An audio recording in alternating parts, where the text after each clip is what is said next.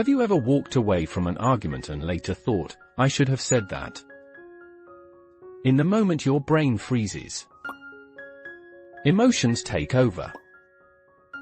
And you lose.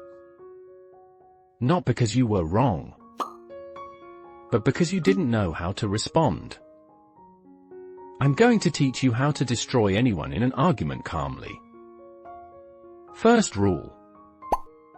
If you're emotional, you already lost.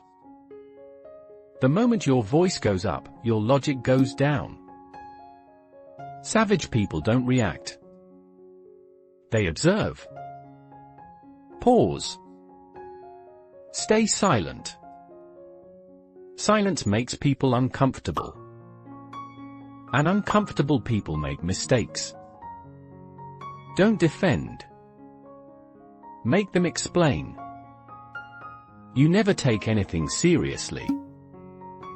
Instead of defending, ask what exactly do you mean? You always fail. Reply calmly. Always? Give me 3 examples. Savage doesn't mean loud. Savage means precise. Use calm agreement. This confuses people. You're not consistent. You reply, yes, I struggled before. I'm improving. They were ready for war. You gave them maturity. Argument finished. Never over-explain yourself. The more you talk, the weaker you look. Instead of a speech, say I see it differently.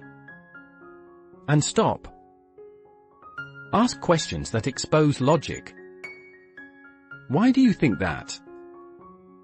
Emotional attackers struggle in logical territory. The most savage line you can use. I'm not going to argue about this. You don't have to attend every argument you're invited to. Sometimes walking away is the ultimate savage reply. If you constantly need savage replies, you're around the wrong people. Real power move? Upgrade your circle. Upgrade your communication. For 30 days practice this. Speak slower. Lower your tone.